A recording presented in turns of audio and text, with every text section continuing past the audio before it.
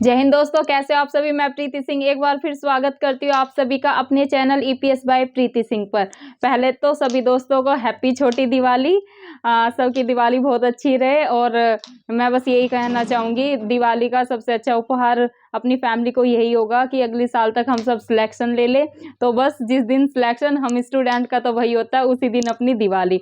तो दोस्तों कल मैंने आपको शुरू कराया था पीसीएस का जो जीएस सेकंड पेपर है, जो सामान्य अध्ययन का सेकंड पेपर है, जिसमें आता है अपना पॉलिटिकल साइंस मतलब कि इंडियन कॉन्स्टिट्यूशन। उसकी मैंने बताई थी आपको। सबसे पहले क्या बताया था कि आपको सिलेबस निकलवा लेना है, पीडीएफ के फॉर्म में अपनी टेबल पर रखना है, उस पर काम करना है। तो 2 दिन हो गए हैं। आई होप सबने यूपी पीसीएस का सिलेबस अच्छे से पढ़ लिया होगा, पॉइंट टू पॉइंट चीज़ें अपने माइंड में बिठा ली होंगी कि किस दोस्तों सिलेबस का यही होता है। जैसे कि जीएस फर्स्ट है, वो हमारा भारतीय इतिहास का है, उसमें ज्योग्राफी आता है, जितने भी उसमें टॉपिक होते हैं तो हमें पता चल जाता है कि कहाँ से एग्जाम में क्वेश्चन बनते हैं। तो जब हम प्रीवियस ईयर करते हैं ना, या कोई भी टॉपिक उठाते हैं, तो हमें पता होता है कि ये जीएस फर्स्ट का है, ये जीएस सेकंड का है। इवन दोस्तों जब हम न्यूज़पेपर भी पढ़ते हैं, न्यूज़पेपर पढ़ने का फ़ायदा दोस्तों तभी है, जो मेरे दोस्त न्यूज़पेपर पढ़ते हैं उसका बेनिफिट तभी है जब हमें हमारे माइंड में सिलेबस एकदम क्लियर होता है। तभी हमें पता चलता है कि न्यूज़पेपर में क्या हमारे लिए महत्वपूर्ण खबरें हैं, क्या नहीं। अगर आप ये नहीं सिलेबस पे काम करोगे तो आपको पता ही नहीं चलेगा और आप न्यूज़पेपर पढ़ने में 2-3 घंटे अपने ऐसे ही बर्बाद कर दोगे और पल्ले कुछ नहीं पढ़ना, क्योंकि उसमें हम ऐसी अनवांटेड चीज़ें पढ़ देंगे जो हमारे एग्जाम में आनी नहीं है, तो कोई फ़ायदा नहीं है। हम तो न्यूज़पेपर इसलिए पढ़ते हैं ना दोस्तों कि भाई हमारे एग्जाम में यहाँ से कैसे क्वेश्चन बनेंगे। जैसे आर्टिकल है, अगर आप सिलेबस देख लेंगे तो आपको पता होगा जीएस फर्स्ट में हिस्ट्री है, ज्योग्राफी है, बाकी जो सब्जेक्ट है जैसे जीएस सेकंड में आते हैं तो पॉलिटिकल साइंस है, उसमें कौन कौन से टॉपिक हैं, जैसे कि इंडियन कॉन्स्टिट्यूशन है और संघ राज्य के संबंध है। तो और जीएस थर्ड में आते हैं हम, तो उसमें इकोनॉमी है। इकोनॉमी का जो न्यूज़पेपर में पेज आता है उसमें हमें पता होगा कि कहाँ से मतलब हमारी यूनिट में कहाँ से क्वेश्चन बने हैं। अगर हमें सिलेबस माइंड में क्लियर होगा तो हमारा तुरंत एकदम कि भाई आरबीआई से क्वेश्चन पूछे जाते हैं, या फिर जो भी स्टॉक मार्केट होती है उससे क्वेश्चन पूछे जाते हैं, या डिजिटल कैसे चीज़ें हो रही है उनसे क्वेश्चन पूछे जाते हैं। तो और जैसे जीएस 4 में आते हैं एथिक्स हमारा है जीएस 4 यूपी पीसीएस में, तो उसमें हमें पता चलता है कि इसमें से हमें क्या पढ़ना है। तो दोस्तों मैंने फिर रिक्वेस्ट कर रही हूँ, जिन मेरे दोस्तों ने सिलेबस नहीं निकलवाया है, सिर्फ फ़ोन में पीडीएफ डाउनलोड करके रख लिया है, तो वो ऐसा ना करें, जाएं और प्रिंट निकलवा लें और सिलेबस को 2-3 दिन अच्छे से पढ़ें, पॉइंट टू पॉइंट चीज़ों को समझें कि आखिरकार यूपी पीसीएस में मेंस का सिलेबस है क्या। पीईटी का भी देखना है आपको और मेंस का भी। अगर आप मेंस का सिलेबस अच्छे से देखेंगे, उस पर काम करेंगे, तो अपना पीटी आराम से दोस्तों क्वालिफाई हो जाएगा। मेरी यही रणनीति है दोस्तों यूपी पीसीएस पास करने की, कि हमें ऐसे अपनी तैयारी करनी है पीसीएस की कि हम प्री कम मेंस पढ़ें। मतलब अगर हम मेंस की सारे टॉपिक कवर कर लेंगे ना, जैसे इतिहास के सारे टॉपिक है, ज्योग्राफी के हैं। अब मैंने बताया जैसे मैं सामान्य अध्ययन सेकंड करा रही हूँ आपको, कल मैंने एक क्लास सामान्य अध्ययन सेकंड की डाल दिया, तो उसे मेरे चैनल ईपीएस बाय प्रीति सिंह पर जाकर आपको देखनी है, आपको काफ़ी मदद होगी। उसमें मैंने आपको जो भारतीय इंडियन कॉन्स्टिट्यूशन का हिस्टोरिकल बैकग्राउंड है, मतलब कि ऐतिहासिक आधार है, वो पूरा अच्छे से समझाया है। कहाँ तक समझाया है? 1833 के चार्टर अधिनियम तक। आज मैं इससे आगे का जो अपना ताज का शासन शुरू हो जाता है 1858 से 1947 तक, वो आपको समझाऊंगी। तो दोस्तों एक चीज़ और बताना चाहती हूँ, ये क्लास ना सिर्फ यूपी पीसीएस वाले स्टूडेंट्स को हेल्प करेगी, बल्कि जितने भी मेरे दोस्त अदर स्टेट पीसीएस की तैयारी कर रहे हैं, चाहे वो बीपीएससी हो, एमपीपीसीएस हो, आरएएस हो, ये या फिर हरियाणा पीसीएस हो, ये दोस्तों ये क्योंकि हिस्टोरिकल जो जीएस का पोर्शन है वो तो बदलने नहीं वाला है। बदलता क्या है, जैसे कि मैंने पिछली क्लास में भी बताया, सिर्फ दोस्तों करंट अफेयर बदलता है। वहाँ के स्टेट का स्पेशल करंट अफेयर पूछा जाता है और वहाँ के जो एग्रीकल्चर वगैरह होता है उससे क्वेश्चन बनते हैं। तो बस यही अंतर होता है, बाकी जीएस का जो ऑलमोस्ट सिलेबस होता है हर स्टेट का सेम होता है। तो आपको ये सब दोस्त जो मेरे बीपीएससी और ये आरएस की, एमपीपीसीएस की तैयारी कर रहे हैं, बाकी जो अदर स्टेट की तैयारी कर रहे हैं वो भी इस क्लास को देख सकते हैं, उनकी काफ़ी हेल्प होएगी। जीएस सेकंड जैसे मैं करा रही हूँ, ये अपना 1-1.5 महीने में कवर हो जाएगा। देन मैं हिस्ट्री मतलब जो अपना जीएस फर्स्ट है उसे स्टार्ट कर दूंगी, फिर जीएस थर्ड, जीएस फोर्थ, हम ऐसे अपनी तैयारी करेंगे। तो दोस्तों शुरू करती हूँ मैं आज की क्लास अपनी। मैंने बताया था आपको, ये सभी को मैंने कल भी बताया था, जो सामान्य अध्ययन सेकंड है ये अपना कितने नंबर का होता है, मीन्स ये होता है दोस्तों 200 नंबर का। तो अपने को मैं ऐसे आपकी तैयारी कराऊंगी जैसे मैंने कल, आप जिन दोस्तों ने मेरी क्लास देखी होगी तो प्री का मेंस तैयारी कर रहे हैं, तो मैंने ऐसे पॉइंट्स लिए हैं जो हम मेंस में जैसे क्वेश्चन बनते हैं उसमें भी हम वो ऐड कर पाएँ और अपने नंबर अच्छे से मेंस में स्कोर कर पाएँ। और आज भी आपको ऐसे ही तैयारी करवाऊंगी, जैसे कि आज मैंने लिया है जैसे ताज का शासन समझाना है, तो इस तरीके से समझाऊंगी कि आप पीटी में तो इससे क्वेश्चन बनेंगे, क्योंकि मैंने सारे जैसे अपना ये है 18 भारत शासन एक्ट 1858, इसके जितने भी पॉइंट्स थे ना, अपना रिसर्च वर्क करके, जैसे कि मैंने आपको बताया मैं सामान्य अध्ययन सेकंड के लिए ये अपना कौन सी बुक फॉलो करती हूँ, भारत की राज व्यवस्था, ये अपना जो लक्ष्मीकांत की बुक है इसे फॉलो करती हूँ। बाकी 1-2 सोर्स और हैं जिन्हें मैं पीसीएस के लिए फॉलो करती हूँ, वो मैं किसी दिन आपको, कल दिवाली आई थिंक, मैं कल सोच रही हूँ कि आप लोगों को बुक लिस्ट बता दूँ कि मैं कहाँ से तैयारी करती हूँ, तो आप भी मतलब पढ़ के आएंगे उससे, और अपने क्लास में जो आपके क्वेश्चन होते हैं कुछ समझ में नहीं आ रहा तो वो मुझसे कर पाएंगे। तो दोस्तों आज मैं आपको मैंने कल की क्लास में क्या कराया था, पहले हम रिवीजन कर लेते हैं।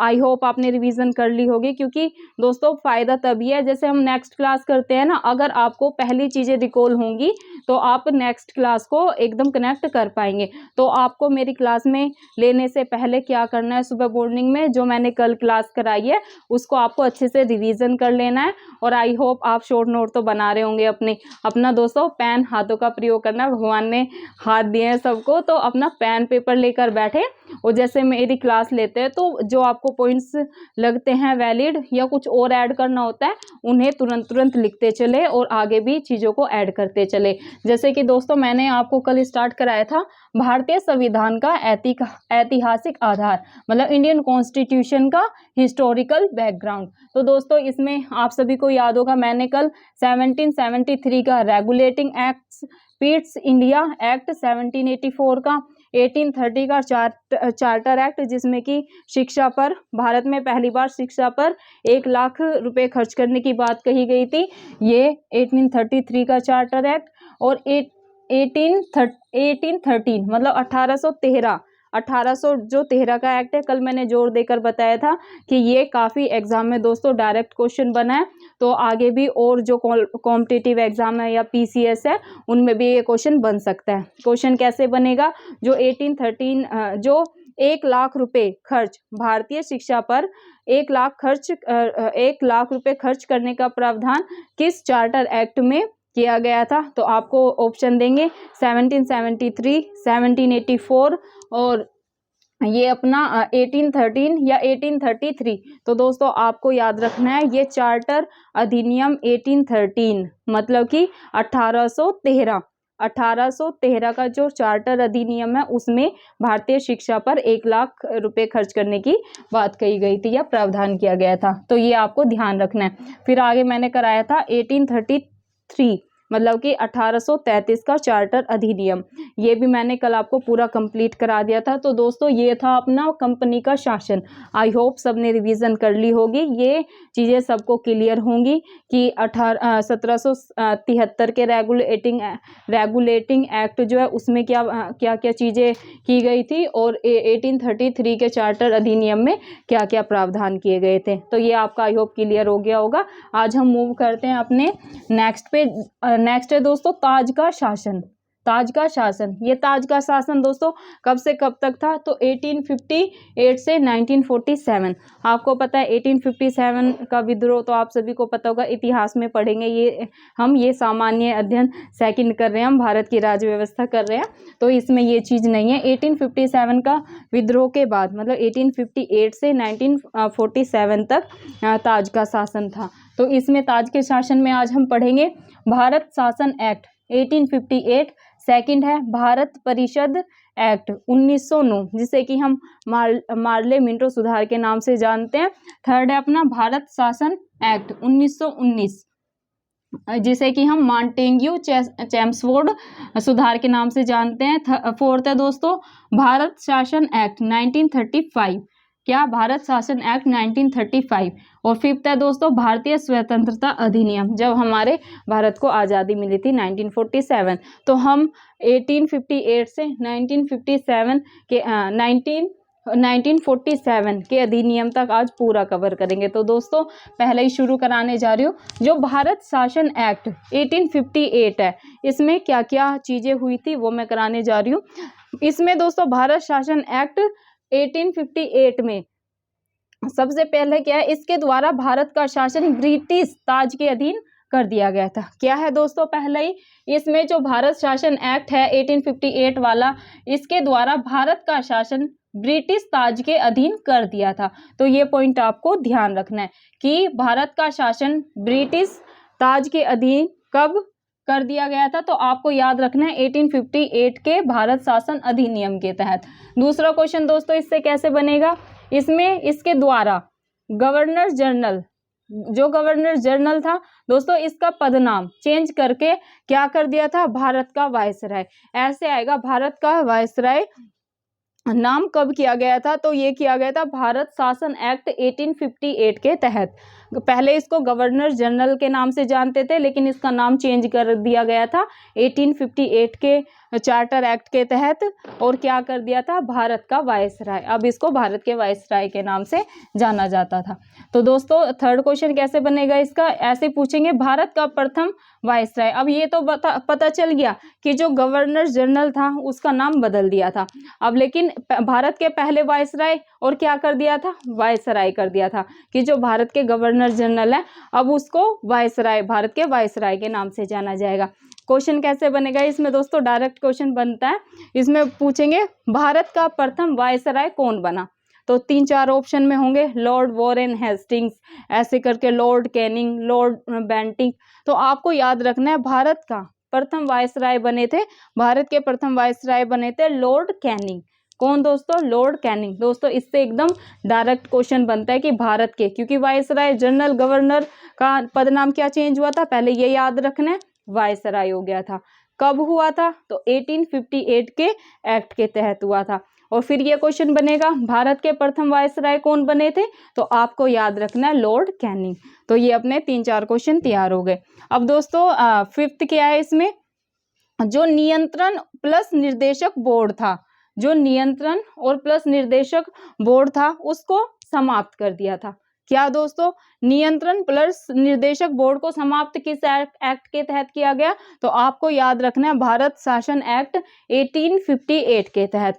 कब दोस्तों, भारत शासन एक्ट 1858 के तहत ये हो गया। और एक दोस्तों इससे, इस पे 3 स्टार लगा लो, इससे पक्का क्वेश्चन आता है।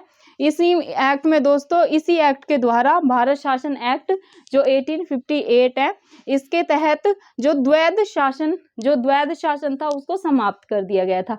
दोस्तों क्वेश्चन कैसे बनेगा, द्वैध शासन को समाप्त कौन से एक्ट के तहत किया गया, तो आपको देंगे 1858 का एक्ट, भारत शासन अधिनियम 1909, भारत शासन एक्ट 1919। तो दोस्तों आपको याद रखना है द्वैध शासन की समाप्ति कौन से एक्ट के तहत हुई थी, तो आपको ध्यान रखना है भारत शासन एक्ट 1858 के तहत भारत में द्वैध शासन की समाप्ति हो गई थी। मूव करते हैं दोस्तों नेक्स्ट क्वेश्चन, इससे कैसे बनेगा। यहीं पर ईस्ट इंडिया कंपनी का भी एक्ट हो गया था। ईस्ट इंडिया कंपनी जो कि भारत में आप सभी को पता है कि 1600 में भारत में आई थी, उसका भी एंड हो गया था। ईस्ट इंडिया कंपनी का एंड हो गया और द्वैध शासन का एंड हो गया। ये दोनों चीज आपको ध्यान रखनी है। ईस्ट इंडिया कंपनी का एंड मैंने बता दिया कब आई थी भारत में। ऐसे डायरेक्ट क्वेश्चन भी कई एग्जाम में पूछते हैं कि ईस्ट इंडिया कंपनी भारत में कब आई, कि या ईस्ट इंडिया की शुरुआत भारत में कब से हुई, तो आपको ध्यान रखना है 1600। और इसका एंड कब हुआ, तो 1858 के भारत शासन अधिनियम के तहत इसका एंड हो गया था। तो ये आपको ध्यान रखना है दोस्तों। नेक्स्ट क्वेश्चन क्या बनता है इससे, फिर इसमें क्या हुआ दोस्तों, इसी के जो ये 1858 का भारत शासन अधिनियम था, इसके तहत क्या हुआ दोस्तों, भारत का शासन सीधा मतलब डायरेक्ट विक्टोरिया के अधीन, जो महारानी विक्टोरिया थी इसके अधीन चला गया। एक क्वेश्चन कैसे आता है कि महारानी विक्टोरिया का शासन भारत का शासन सीधा महारानी विक्टोरिया के अधीन चला गया, ये किस एक्ट के तहत हुआ था। तो आपको याद रखना है जो 1858 का एक्ट था, इसके द्वारा जो भारत का शासन था ये सीधा मतलब डायरेक्ट किसके हाथों में चला गया था, ये चला गया था महारानी विक्टोरिया के अधीन चला गया था। तो ये आपको ध्यान रखना है। तो दोस्तों ये क्वेश्चन थे भारत शासन एक्ट 1858 के।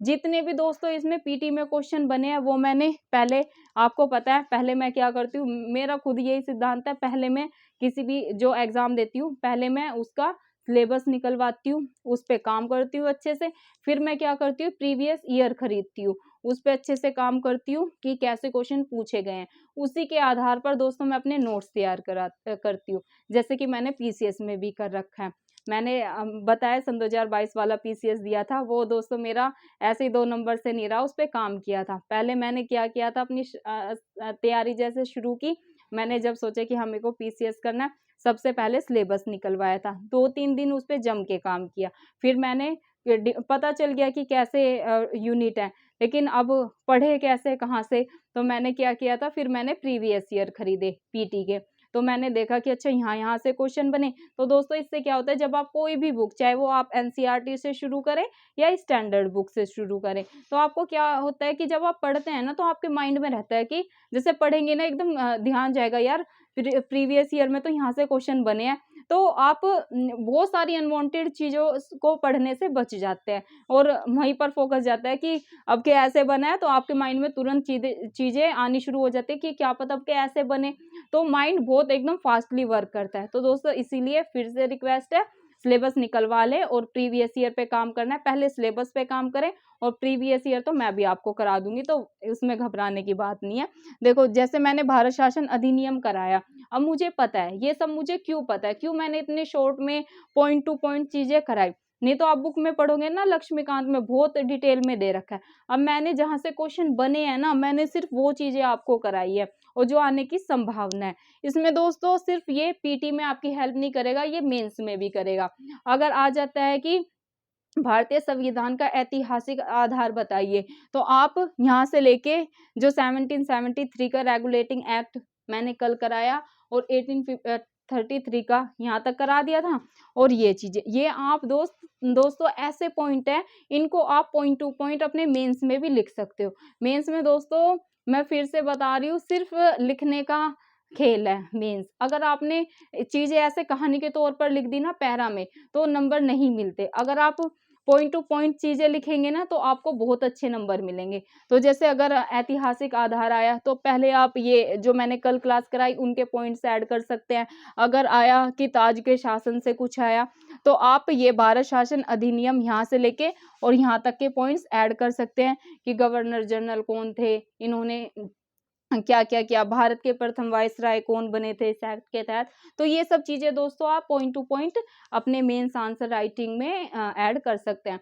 दोस्तों एक चीज और बताना चाहूंगी, आप चाहे यूट्यूब से या कोचिंग से कितना भी तैयारी कर ले, लेकिन जब तक आप पेन पेपर नहीं उठाओगे, अपनी आंसर राइटिंग की प्रैक्टिस खुद नहीं करोगे, चीजें नहीं आएंगी।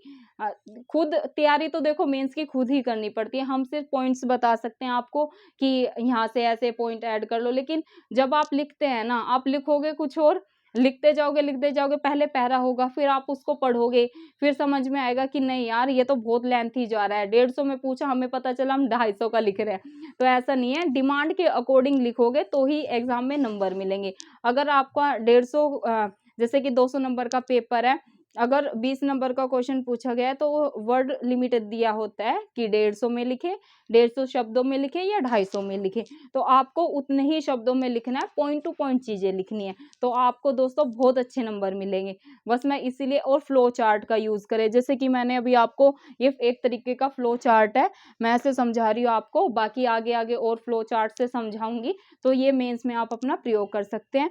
जैसे मैंने ये चीजें करवाऊंगी तो आप इसमें मेंस लिखने की कोशिश करना, प्रीवियस ईयर देखना कि इससे कैसे क्वेश्चन बने हैं, तो आप पॉइंट वहां पर ऐड करने की कोशिश करना। और दोस्तों अपने नोट्स बनाते चले साथ साथ, ताकि आप लास्ट टाइम में अपना मार्च अप्रैल में एकदम रिवीजन कर पाए फास्टली। तो दोस्तों ये थे अपने भारत शासन अधिनियम 1858 के क्वेश्चन, जो कि मैंने पीटी के ओरिएंटेड भी करा दिए और मेंस में कैसे लिखना है वो भी करा दिए। अब मैं करा रही हूँ आपको भारत परिषद एक्ट 1909। दोस्तों ये बहुत महत्वपूर्ण है, क्योंकि इसमें सांप्रदायिकता की बात करी गई है। तो इसमें पीटी से भी क्वेश्चन आते हैं और इसमें डायरेक्ट मेंस में भी क्वेश्चन आते हैं। देखो भारत शासन एक्ट जो 1909 है, इससे डायरेक्ट एक क्वेश्चन तो यही बनता है कि इसको और किस नाम से जाना जाता है। भारत शासन अधिनियम जो है 1909, जहां भी 1909 आया तो आपको एकदम ध्यान में आ जाना चाहिए कि ये मार्ले मिंटो सुधार के नाम से जाना जाता है। क्वेश्चन कैसे बनेगा, जो भारत परिषद एक्ट 1909 है, इसे और किस नाम से जाना जाता है। ऑप्शन में आपको 4 चीजें दी जाएंगी, मार्ले मिंटो सुधार के नाम से, मॉन्टेग्यू चेम्सफोर्ड सुधार के नाम से, या इनमें से कोई नहीं। बीपीएससी में ये बहुत पूछते हैं, एक ऑप्शन चौथा या पांचवा यही होता है कि इनमें से कोई नहीं या एक से अधिक। तो दोस्तों आपको सीधा यही याद रखना है, जो भारत परिषद एक्ट 1909 है, इसको मार्ले मिंटो सुधार के नाम से जाना जाता है। तो एक तो क्वेश्चन अपना यही तैयार हो गया, क्या है, मार्ले मिंटो सुधार। अब भारत परिषद एक्ट जो ये 1909 है, इसे मतलब इसके जनक कौन माने जाते हैं, तो आपको याद रखना है लॉर्ड मिंटो। लॉर्ड मिंटो इसके जनक माने जाते हैं। या फिर ऐसे आ जाएगा सांप्रदायिक निर्वाचन, सांप्रदायिक निर्वाचन के जनक कौन हैं, तो ऐसे दे देंगे लॉर्ड मिंटो, 3-4 और ऑप्शन में देंगे। तो जहां भी सांप्रदायिक निर्वाचन की बात आई तो आपको याद रखना है ये थे लॉर्ड मिंटो। कौन थे दोस्तों, लॉर्ड मिंटो। सांप्रदायिकता की निर्वाचन की बात आते ही एकदम माइंड में क्लिक हो जाना चाहिए लॉर्ड मिंटो। ये दोस्तों अपने 2-3 क्वेश्चन तैयार हो गए। नेक्स्ट कैसे पूछते हैं, जो ये एक्ट था भारत परिषद एक्ट 1909, इसमें केंद्रीय प्लस प्रांतीय विधायिनी शक्ति क्या कर दी थी दोस्तों, बढ़ा दी गई थी। जो ये 1919 का भारत शासन परिषद था, इसमें केंद्रीय प्लस प्रांतीय विधायिनी शक्ति क्या कर दी थी दोस्तों, बढ़ा दी थी। हम मूव करते हैं नेक्स्ट क्वेश्चन पे, जो कि है पृथक निर्वाचन के आधार पर मुस्लिमों के लिए सांप्रदायिक प्रतिनिधित्व का प्रावधान किया गया। दोस्तों ये जो 1919 का मार्ले मिंटो सुधार था, ये रिलेटेड था मुस्लिमों के पृथक निर्वाचन से। मतलब इसमें इनके लिए पृथक निर्वाचन की बात की गई थी। किसने की थी, ये लॉर्ड मिंटो ही इसके जनक थे। और आए ना पृथक निर्वाचन और या फिर आए सांप्रदायिक निर्वाचन, तो आपको लॉर्ड मिंटो ही लगाना है। किस लिए था ये, पृथक निर्वाचन के आधार पर मुस्लिमों के लिए सांप्रदायिक प्रतिनिधित्व का इसमें प्रावधान किया गया था। तो दोस्तों ये हो गया अपना 1909 का मार्ले मिंटो सुधार। ये अपने दो कवर हो गए। अब मूव करते हैं थर्ड पे, जो कि है भारत शासन एक्ट 1919। थर्ड क्या है दोस्तों, भारत शासन अधिनियम 1919। इसमें दोस्तों क्या है, इससे भी डायरेक्ट ऐसे क्वेश्चन बनता है कि जो भारत शासन अधिनियम है 1919, इसको और किस नाम से जाना जाता है। तो दोस्तों इसको 1909 वाले को तो जाना जाता है मार्ले मिंटो सुधार के नाम से, और जो 1919 का भारत शासन अधिनियम है उसको जाना जाता है मॉन्टेग्यू चेम्सफोर्ड सुधार, मॉन्टेग्यू चेम्सफोर्ड। तो आपको जहां 1919 आए तो इसको जाना जाता है मॉन्टेग्यू चेम्सफोर्ड सुधार के नाम से। इसमें दोस्तों सेकंड चीज क्या हुई थी, इसमें पहली बार प्रत्यक्ष चुनाव प्रणाली की शुरुआत हुई। जो 1919 का भारत शासन अधिनियम था दोस्तों, इसमें पहली बार जो डायरेक्ट इलेक्शन प्रणाली की शुरुआत हुई थी। मतलब पहली बार प्रत्यक्ष चुनाव प्रणाली की शुरुआत हुई थी। किसमें हुई थी, भारत शासन अधिनियम 1919 में। दोस्तों थर्ड इससे क्वेश्चन कैसे बनता है, पहली बार इसमें केंद्र में द्विसदनीय व्यवस्था स्थापित हुई। तो ऐसे क्वेश्चन आएगा, पहली बार केंद्र में द्विसदनीय व्यवस्था स्थापित हुई थी। तो ये कब हुई थी दोस्तों, ये हुई थी 1919 के भारत शासन अधिनियम के तहत। नेक्स्ट कैसे बनेगा दोस्तों क्वेश्चन, इसमें सभी विषय केंद्र और प्रांतों में बांट दिए गए। द्विसदनीय व्यवस्था का मतलब भी दोस्तों ये होता है कि शक्तियां केंद्र और राज्य में विभाजित हो जाती है। तो इसमें यही मतलब है इसका। सभी विषय जो जितने भी विषय थे पहले, जैसे एक को बटे होते हैं ना जी, कि भाई एक का है, जैसे केंद्र के पास ज्यादा पावर है कि इसी को, जैसे केंद्र अगर कह दें ना कि एक सदनीय व्यवस्था है मतलब केंद्र के पास सारी व्यवस्था है। अगर जैसे इसमें द्विसदनीय व्यवस्था स्थापना हुई थी मतलब केंद्र को भी शक्तियां दी गई और राज्य को भी, और जितने भी सब्जेक्ट होते हैं वो इन दोनों में डिवाइड कर दिए गए थे। मतलब कि आधे राज्य के पास, आधे स्टेट के पास, या फिर ज्यादा केंद्र के पास और कुछ अपने राज्य के पास। तो ऐसे जो विषय थे वो क्या हो गए थे, डिवाइड। तो अगर पूछे सभी विषय केंद्र प्लस प्रांतों में बांट दिए गए थे किस अधिनियम के तहत, तो आपको याद रखना है 1919। बस आपको ये ध्यान रखना है। इसमें दोस्तों क्या था, प्रांतों में द्वैध शासन प्रणाली लागू हो गई। इसमें ये पूछेंगे प्रांतों में द्वैध शासन प्रणाली किस अधिनियम के तहत लागू हुई थी, तो आपको याद रखना है भारतीय शासन अधिनियम 1919। तो ये भी आपको प्रांतों में आई ना द्वैध शासन प्रणाली, तो आपको डायरेक्ट लगाना है 1919। इसी एक्ट में दोस्तों पहली बार उत्तरदायी शासन शब्द का प्रयोग हुआ था। इसी अगर आए उत्तरदायी शासन व्यवस्था या शब्द का प्रयोग कौन से एक्ट में हुआ था, तो आपको याद रखना है दोस्तों भारत शासन एक्ट 1919 में। दोस्तों ये थे भारत शासन एक्ट के 1919 के जितने भी क्वेश्चन बने हैं पीटी में और मेंस में भी, आप इन पॉइंट्स को इंक्लूड कर सकते हैं। मूव करते हैं दोस्तों फोर्थ पे, जो कि है भारत शासन अधिनियम 1935। क्या दोस्तों, भारत शासन अधिनियम 1935, ये भी दोस्तों बहुत महत्वपूर्ण है। तो इसके सारे पॉइंट्स को आपको एकदम याद कर लेना है, एकदम माइंड में बैठा लेना है। इसमें क्या है दोस्तों, पहला ही सर्वप्रथम भारत में संघात्मक सरकार की स्थापना हुई। अगर ऐसे आए सर्वप्रथम भारत में संघात्मक सरकार की स्थापना कौन से एक्ट के तहत हुई, तो जहां पर भी संघात्मक सरकार की शुरुआत आए या फिर स्थापना आए तो आपको लगा देना है भारत शासन अधिनियम 1935। क्या दोस्तों, भारतीय शासन अधिनियम 1935।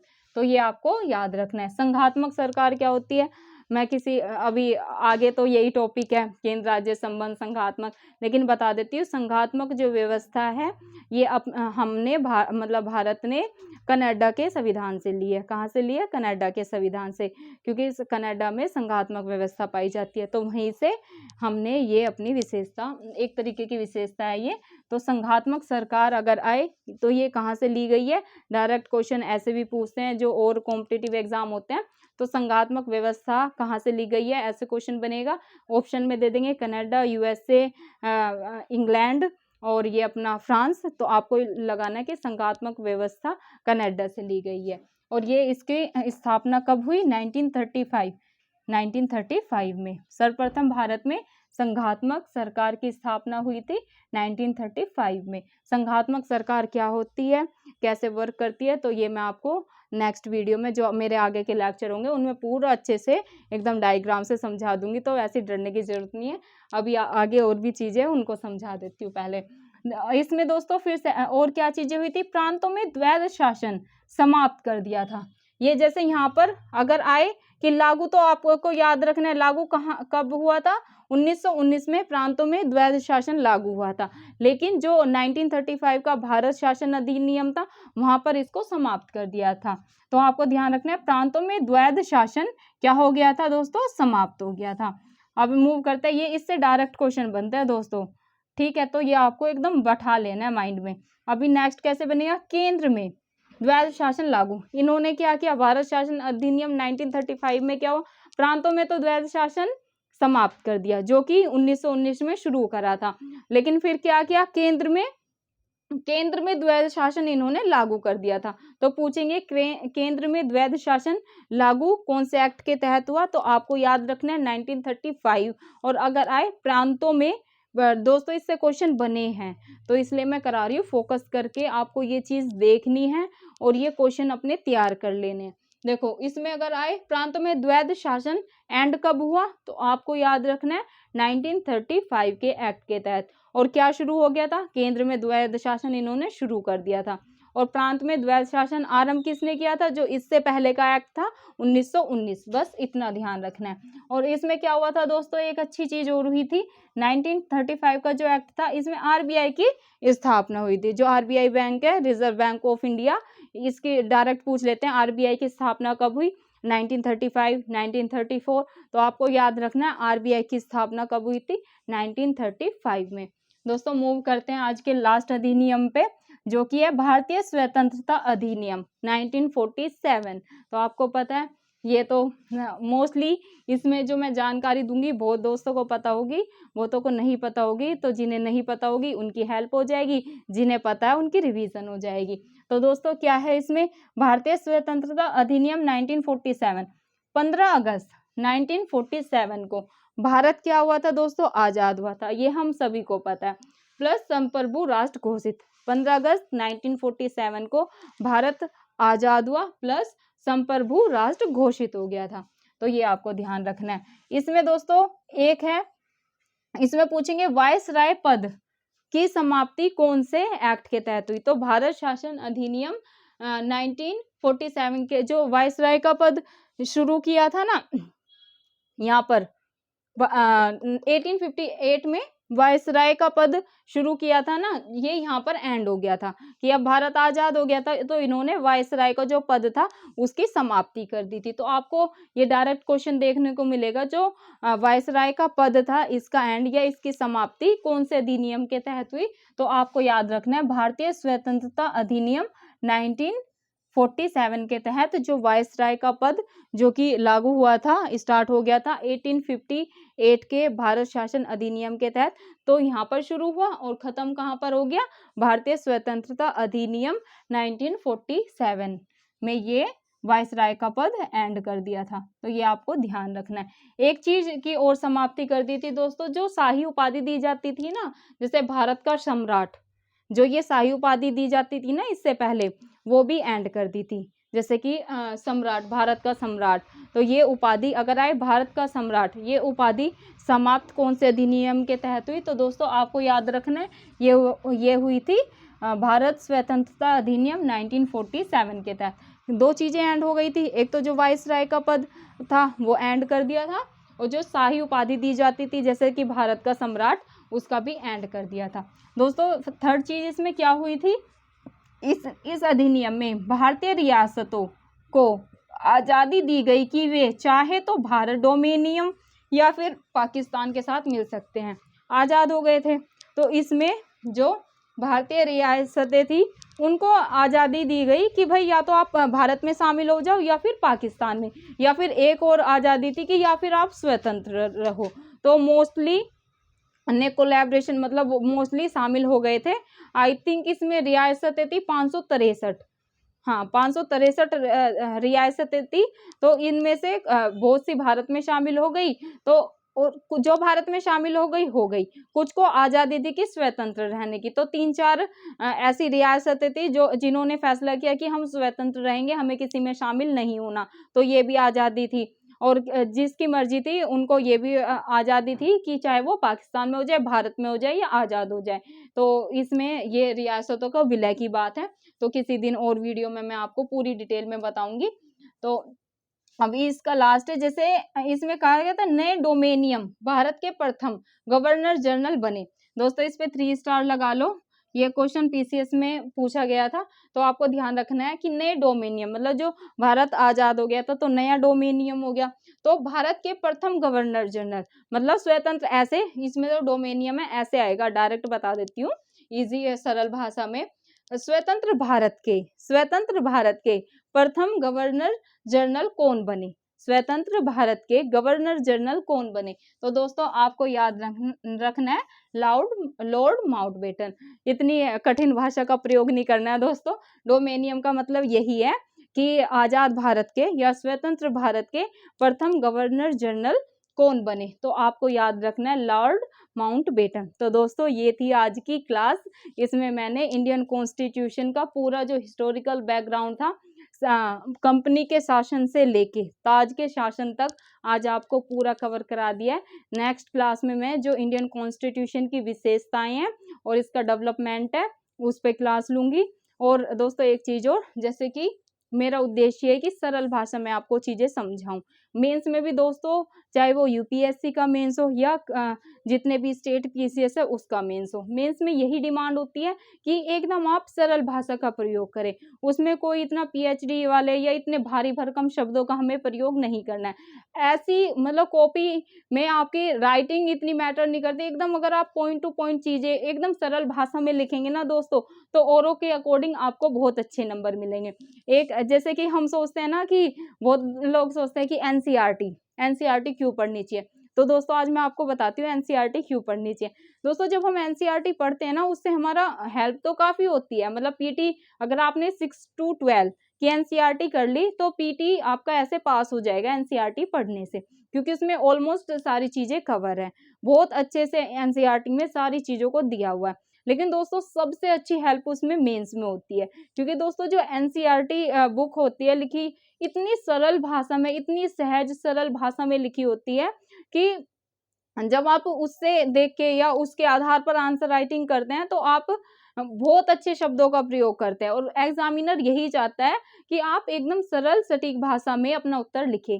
वो कोई इतने मतलब भारी भरकम शब्दों का प्रयोग करोगे तो उसमें एकदम बनावटीपन आ जाता है। ऐसी भाषा कि हर मतलब साधारण से साधारण व्यक्ति भी समझ पाए। तो इसलिए दोस्तों अगर आप मेंस आंसर राइटिंग कर रहे हैं तो आपसे मेरी एक रिक्वेस्ट है, एकदम आपको सरल मतलब सिंपल भाषा का प्रयोग करना है। तो आपकी मेंस जो राइटिंग आंसर राइटिंग है वो बहुत अच्छी होगी, और आपको एग्जाम में औरों के तुलना में बहुत अच्छे नंबर मिलेंगे। तो दोस्तों बस यही थी, और किसी दिन मेंस आंसर राइटिंग पे चर्चा करेंगे। आज दिवाली है, बहुत सारे काम है वैसे हमें, इवन शॉपिंग भी नहीं की है और डेकोरेशन का सामान भी नहीं लाए हैं। तो आज मन तो क्या, क्लास तो लेनी थी मुझे। कल दिवाली है तो दिवाली पे भी देखती हूँ कैसे एक क्लास तो करंट अफेयर की डालूंगी जरूर। और बस यही है, अच्छे से दिवाली मनाए और आज तो पढ़ाई करें, छोटी दिवाली है कोई नहीं, जो काम है अपने वो निपटा लें। बाकी टाइम पढ़ाई का रखें कि भाई 5 से 6 घंटे पढ़ाई करनी है, बाकी तो 24 घंटे हैं। अगर 6-7 घंटे पढ़ लोगे, बाकी तो इंजॉयमेंट के हैं। तो अपनी पढ़ाई को ड्रॉप नहीं करना है दोस्तों, पढ़ाई करते रहें और खुश रह के करें, एकदम स्ट्रेस नहीं लेना है। बाकी कल एक क्लास में करंट अफेयर की लूँगी, और कमेंट करके बताना जिन मेरे दोस्तों को बुक लिस्ट जाननी है। तो अगर आपकी जैसे कमेंट रहेगी कि बहुत बहुत लोगों को पता है ना, तो इसलिए मैं अपने बुक लिस्ट पे वीडियो नहीं बना रही। लेकिन अगर जिनको नहीं पता है वो चाहते हैं कि मैम आप बुक लिस्ट बताओ कि इजी सोर्स कि जिनसे हम पीसीएस अपना पास कर लें, तो मैं वो भी बता दूंगी, कोई ऐसी दिक्कत की बात नहीं। आज ही कमेंट करके बताना। तो कल दिवाली है, मैं एक करंट अफेयर और एक अपना बुक लिस्ट की आपको क्लास डाल दूंगी, तो वो आपको देखनी है। तो दोस्तों मिलते हैं कल की क्लास में, एंड अगेन हैप्पी दिवाली। जय हिंद, जय भारत। चैनल को लाइक नहीं करे, शेयर करें।